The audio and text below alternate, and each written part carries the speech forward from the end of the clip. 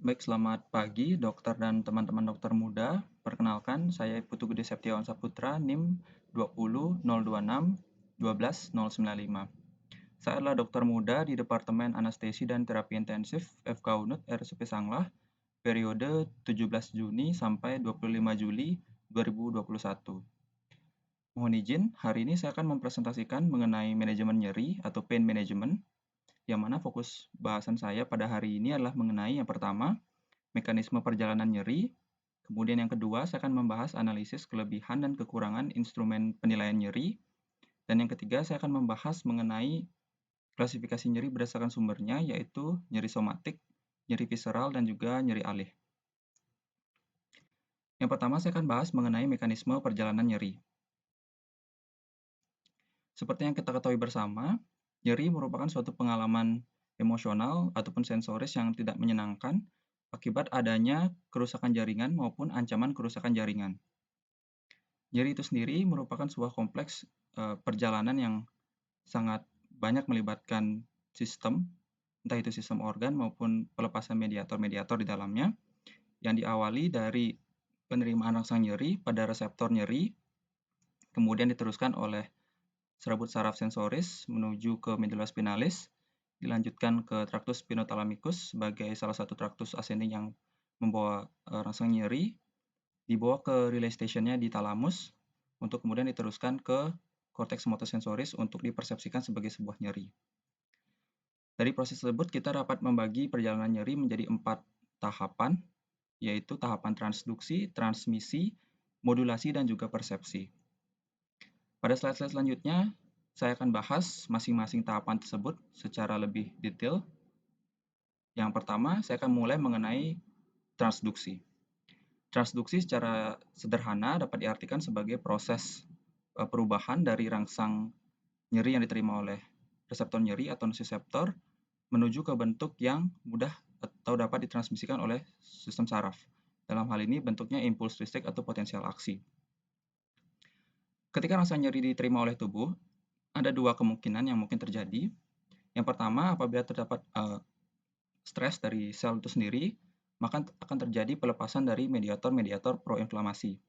Dua di antaranya adalah prostaglandin dan juga bradikinin. Sedangkan apabila rangsang nyeri itu cukup kuat sampai menyebabkan adanya kerusakan jaringan, maka jaringan yang rusak tersebut atau sel-sel yang rusak tersebut akan melepaskan beberapa molekul seperti ion kalium, ion hidrogen, serta molekul adenosin trifosfat atau ATP. Kedua hal ini, baik itu mediator inflamasi maupun molekul-molekul tadi, akan mampu menstimulasi dari nociceptor atau reseptor nyeri. Hasil dari stimulasi terhadap nociceptor akan memungkinkan pembukaan dari ion channel, sehingga memungkinkan masuknya ion kalsium dan juga ion natrium ke dalam sitoplasma sel, sehingga menyebabkan terjadinya perubahan gradien dan terjadilah potensial aksi, sehingga rangsangan tadi dapat diteruskan ke saraf sensoris hingga sampai ke otak nantinya. Perlu kita ketahui bahwa dalam serabut saraf sensoris pertama, itu ada dua sabut saraf yang cukup banyak berperan, yaitu sabut saraf A delta dan sabut saraf C. Sabut saraf A delta umumnya berukuran lebih besar dan bermielin, sehingga memungkinkan kecepatan transduksi sinyal yang lebih cepat.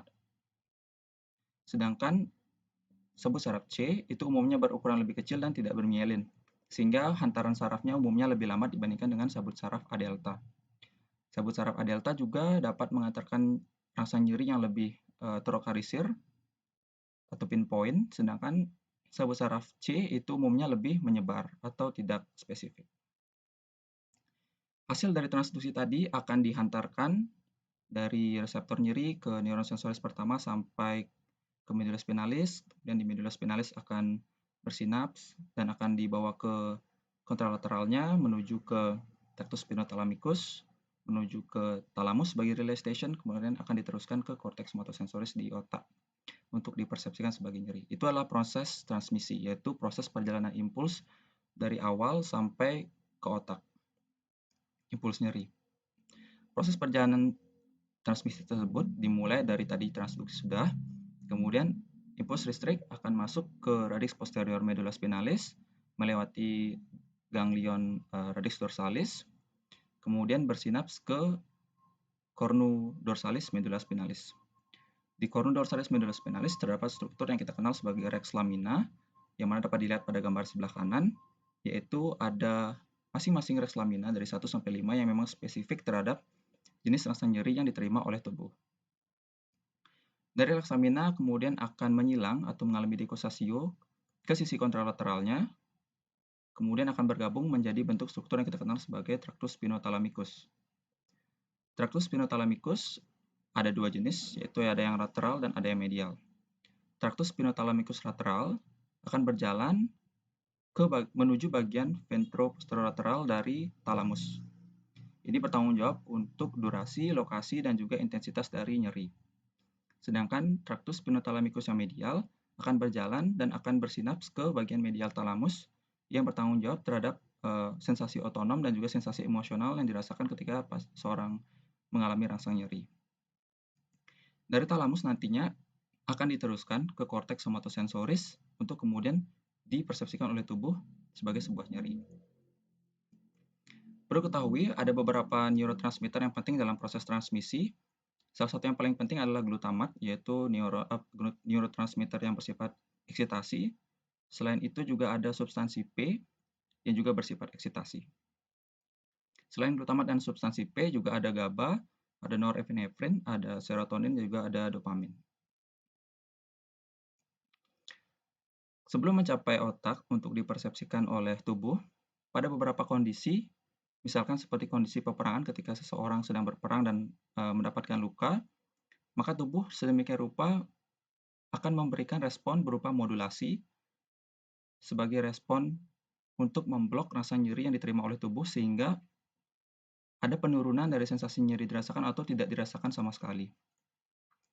Modulasi ini merupakan bagian dari jalur perjalanan nyeri yang bersifat descending atau menurun, berkebalikan dengan sistem transmisi dan juga transduksi yang bersifat ascending. Modulasi diawali dari bagian atau struktur yang kita sebut sebagai perioaqueductal gray matter di mesencephalon, kemudian diteruskan ke locus coeruleus di pons, diteruskan ke locus rhapeomagnus di medulla oblongata, berjalan di sepanjang tractus spinothalamicus sampai ke bagian di dekat interneuron atau neuron sensoris kedua. Pada modulasi ada beberapa neurotransmitter penting yang digunakan untuk memblok dari neuron yang bersifat eksitasi, yaitu ada neurotransmitter enkefalin yang merupakan opioid endogen yang bersifat inhibisi, ada norepinefrin dan juga ada serotonin. Sehingga pelepasan enkefalin tadi akan menghambat eksitasi pada neuron posinaps, sehingga rangsang nyeri yang dirasakan tubuh diharapkan dapat berkurang atau tidak dirasakan sama sekali.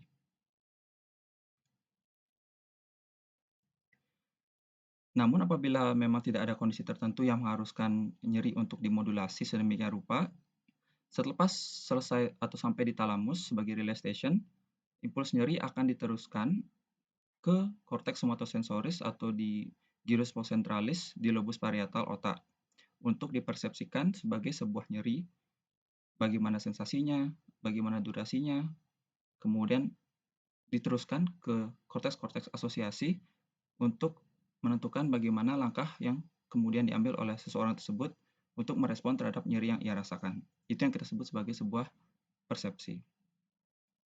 Jadi, secara umum kita dapat recap perjalanan nyeri dimulai dari adanya transduksi, yaitu perubahan dari impuls atau rangsangan yang diterima oleh tubuh, entah itu rangsang mekanik, biologis, kimiawi, dan lainnya, menuju bentuk yang dapat diantarkan oleh sistem saraf kita, yaitu dalam bentuk impuls listrik. Kemudian ditransmisikan oleh tubuh sepanjang neuron sensoris pertama, bersinaps di cornu dorsalis medulla spinalis, menyilang ke tractus spinothalamicus, entah itu medial maupun lateral. Kemudian apabila ada kondisi-kondisi tertentu, dapat ditekan melalui mekanisme modulasi, dalam hal ini melepaskan neurotransmitter yang bersifat inhibisi. Namun apabila tidak ada kepentingan khusus untuk melakukan modulasi, nyeri akan tetap dirasakan, diteruskan ke talamus sebagai relay station, dan diteruskan ke korteks somatosensoris untuk dipersepsikan. Sekarang kita bahas topik kedua, yaitu mengenai analisis kelebihan dan kekurangan instrumen penilaian nyeri. Secara umum, instrumen penilaian nyeri dapat kita bagi menjadi dua kelompok besar, yaitu instrumen penilaian nyeri yang bersifat unidimensional dan instrumen penilaian nyeri yang bersifat multidimensional. Instrumen nyeri yang bersifat unidimensional umumnya digunakan untuk penilaian nyeri-nyeri akut. Seperti namanya, dia hanya menilai dimensi sensoris atau bagaimana intensitas nyeri yang dirasakan oleh pasien tersebut. Instrumen nyeri yang bersifat unidimensional cocok digunakan untuk menilai bagaimana respon pasien terhadap obat analgetik yang telah diberikan. Sedangkan instrumen nyeri yang bersifat multidimensional itu menilai nyeri dari pasien itu sendiri lebih dari satu dimensi nyeri. Bisa dimensi sensoris, dimensi afektif, maupun dimensi kognitifnya. Instrumen nyeri multidimensional cocok digunakan untuk pasien-pasien nyeri kronis, di mana penilaian yang multidimensional ini cocok untuk menilai bagaimana perbaikan klinis yang dihasilkan dari pasien nyeri kronis tersebut.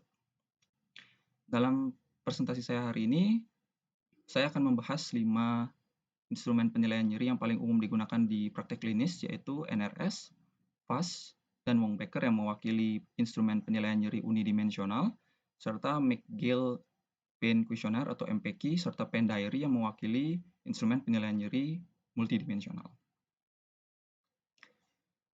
Yang pertama kita akan bahas mengenai Visual Analog Scale atau VAS. Visual Analog Scale merupakan salah satu instrumen nyeri yang paling banyak digunakan dalam praktek klinis kedokteran karena dia sederhana dan mudah untuk dikerjakan. Secara praktikal, VAS dilakukan dengan cara pemeriksa membuat garis sepanjang 100 mm atau 10 cm, kemudian meminta pasien untuk menarik garis sesuai dengan intensitas nyeri yang dirasakan. Jadi semakin panjang garis yang ditarik oleh pasien sampai mendekati 10 cm atau 100 mili, itu akan semakin berat intensitas nyeri yang dialami oleh pasien tersebut. Berkebalikannya, apabila memang garis yang ditarik itu semakin pendek, maka nyeri yang dirasakan intensitasnya semakin rendah. Ada beberapa kelebihan serta kekurangan dari VAS. Dari kelebihannya, VAS bersifat sangat sederhana karena dia mudah dikerjakan. Bahkan di kondisi yang minim peralatan pun VAS dapat dikerjakan karena hanya perlu instrumen yang relatif sederhana dan mudah didapatkan. VAS juga memungkinkan pasien untuk mudah atau cepat menangkap dari maksud pemeriksa karena tidak membutuhkan kemampuan kognitif tertentu dari pasien. VAS juga lebih detail dibandingkan temannya yaitu NRS yang nanti akan kita bahas karena dia memiliki skala dari 0 sampai 100 mm dibandingkan NRS yang hanya 10 cm. 0 sampai 10 cm, tidak ada detail berapa milimeternya. Dari segi kekurangan, VAS tidak cocok digunakan untuk pasien-pasien dengan nyeri akut dalam kondisi nyeri akut karena VAS membutuhkan koordinasi antara kemampuan motorik, visual, serta konsentrasi untuk pasien menarik garis sesuai dengan yang diinstruksikan oleh pemeriksa.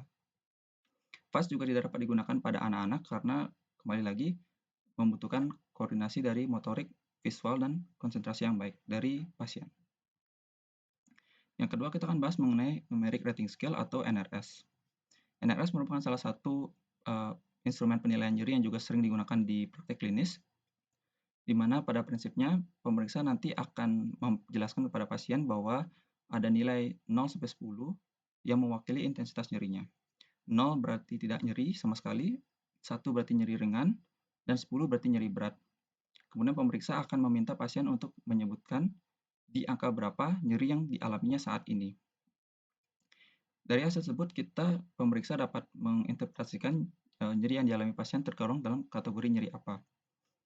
Nyeri 0, angka 0 berarti pasien tidak sedang nyeri, 1 sampai 3 berarti pasien sedang mengalami nyeri ringan, 4 sampai 6 berarti pasien sedang mengalami nyeri sedang, 7 sampai 10 berarti pasien sedang mengalami nyeri berat, di mana 10 adalah angka tertingginya.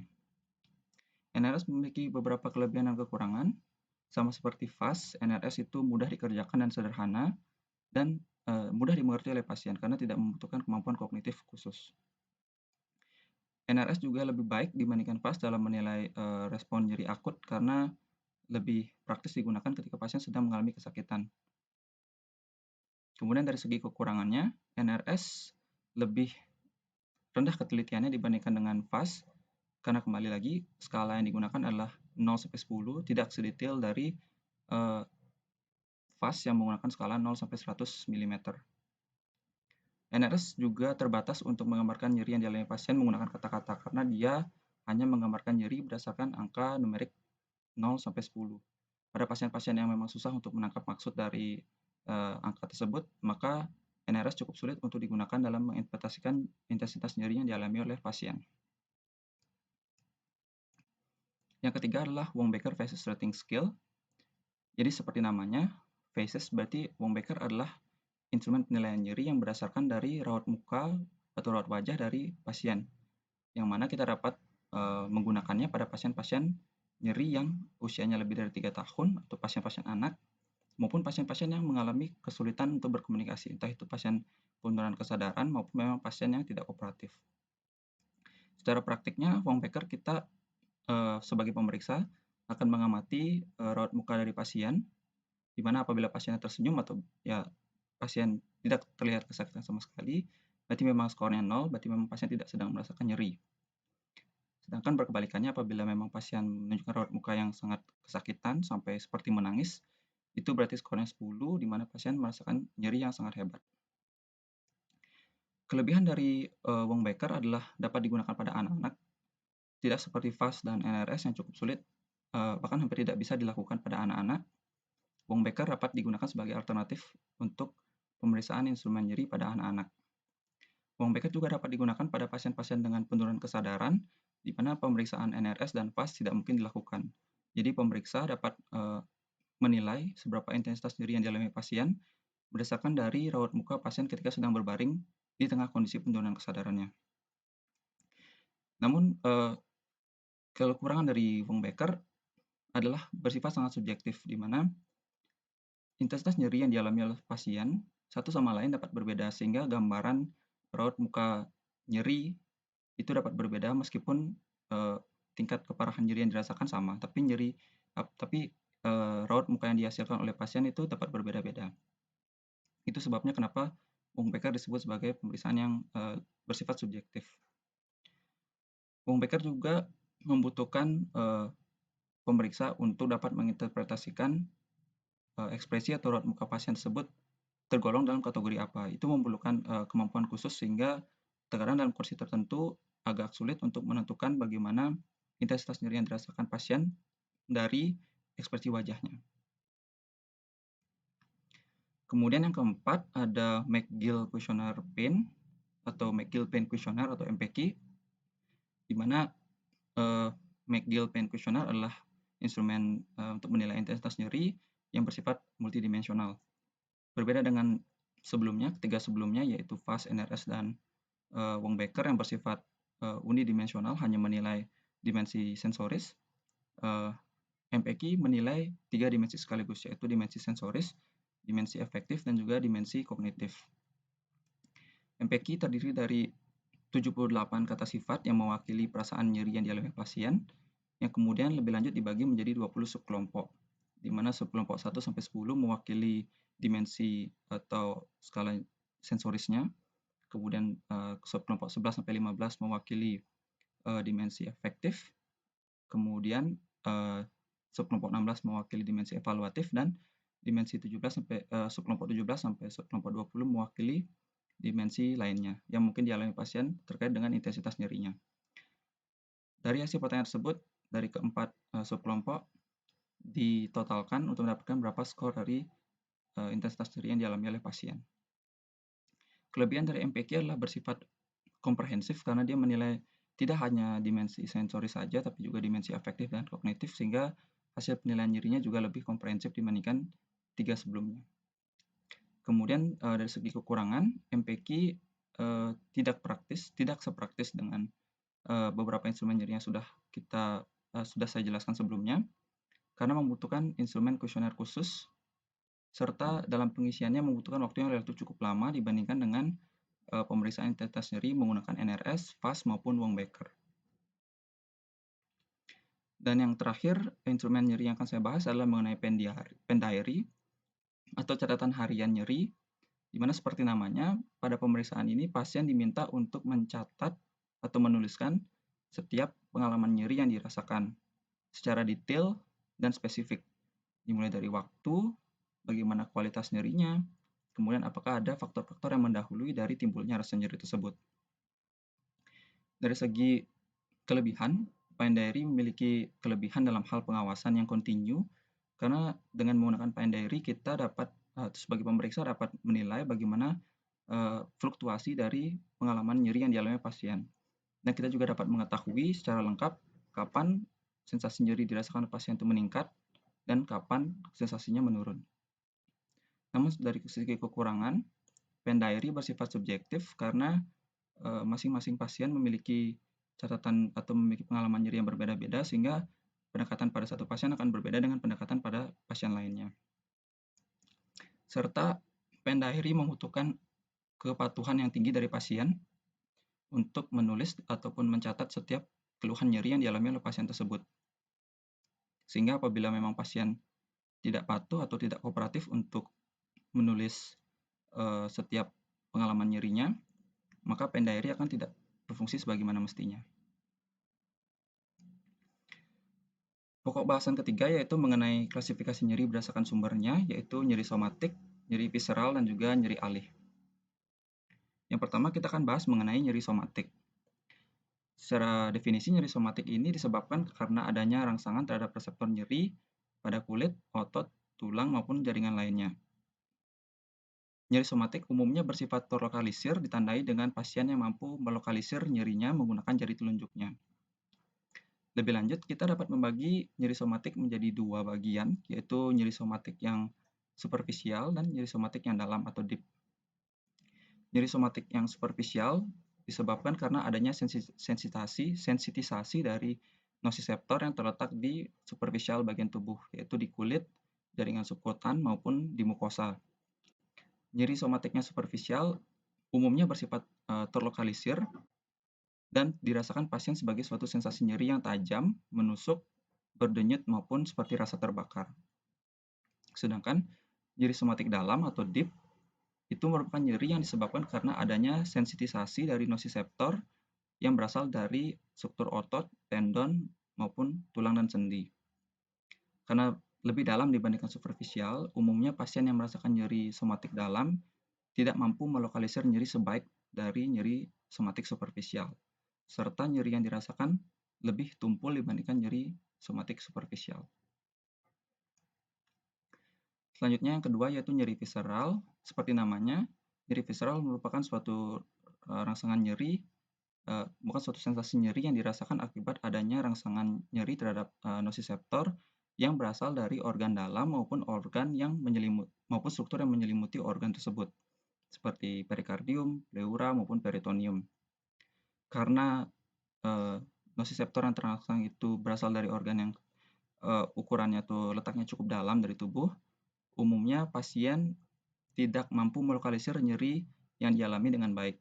Jadi pasien hanya mampu meraba atau menggunakan kelima jarinya atau telapak tangannya untuk menjelaskan di area mana lokasi nyeri yang dialami oleh pasien tersebut. Dari segi kualitas, nyeri yang dirasakan itu bersifat tumpul dan dapat juga disertai dengan gejala-gejala otonom saat pasien mengalami gejala nyerinya tersendiri.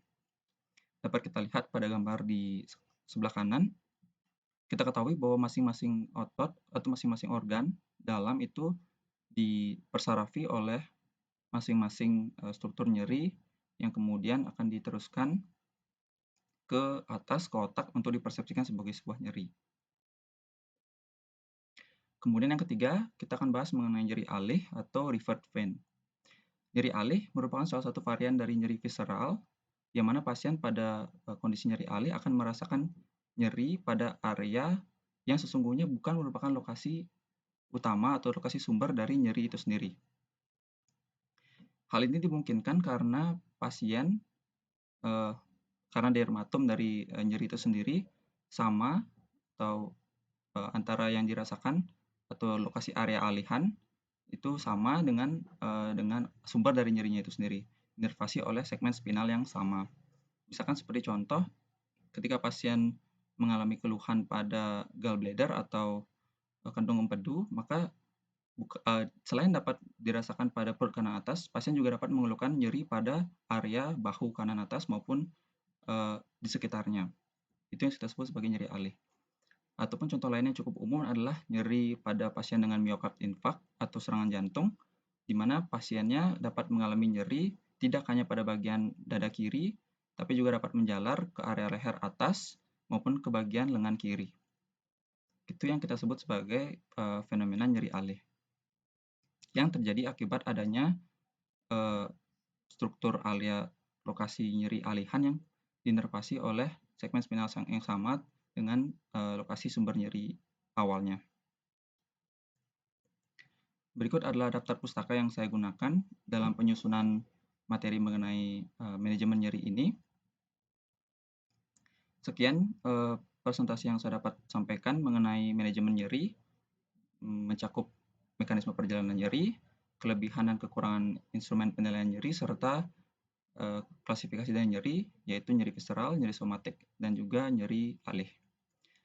Semoga apa yang saya sampaikan pada kesempatan kali ini dapat bermanfaat bagi rekan-rekan semua. Dan sebagai penutup, saya ucapkan terima kasih banyak.